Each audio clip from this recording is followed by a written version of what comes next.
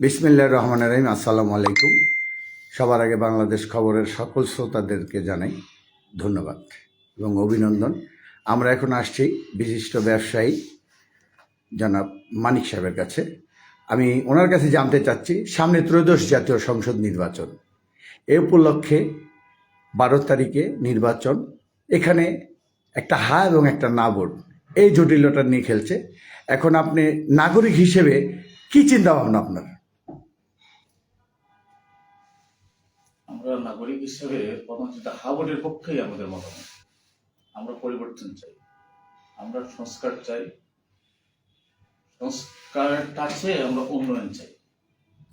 এখন আমাদের যতটুক ধারণা, এই যে সরকার ক্ষমতা আসবে তারা জাতীয় সংসদে এটা সম্পূর্ণ বিল আনবে এবং এটা সমাধান করবে তারা। তো এটা আপনি কিভাবে দেখছেন?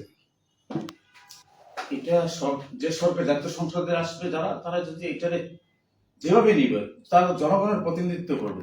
হ্যাঁ, যে সরকার নির্বাচিত হবে এই সরকারই তো জনগণের প্রতিনিধিত্ব করবে।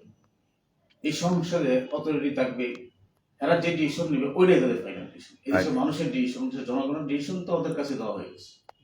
এখন এখানে জামাত, বিএনপি, এনসিপি, জাতীয় পার্টি নির্বাচন করছেন। তো আপনি, জাতীয় পার্টি একটু ঝামেলা ছিল, তারপরও এখন জাতীয় পার্টি নির্বাচন করার জন্য নির্বাচন কমিশন এবং সরকার সুযোগ দিয়েছেন, তারা কাজ করছেন ভালো। এটা আপনি কিভাবে দেখছেন? জাতীয় পার্টির অংশগ্রহণমূলক নির্বাচন প্রয়োজন। জাতীয় পার্টিতে সাবেক বিরোধী দল, জাতীয় পার্টিতে তো আপনি হেলায় ফেলে দিতে পারবেন না। ওদের নির্দিষ্ট পার্সেন্টেজ ভোট আছে এই দেশে। এটা পজিটিভলি দেখতেছি, জাতীয় পার্টি নির্বাচন করছে, এটাই আমাদের আরো ভালো লাগতেছে। সবাই আসুক নির্বাচন। আচ্ছা, তো আপনার যে এলাকা সিলেটে, আপনাদের এলাকায় সিলেটে কে এমপি হিসেবে দাঁড়াইছে? আমাদের সিলেট ছয় দাঁড়িয়েছে ইমরান আহমদ চৌধুরী, আচ্ছা। এমপি থেকে। আর জামাত ইসলাম? জামাতে ইসলাম থেকে সেলিমউদ্দিন। আচ্ছা, আর এনসিপি?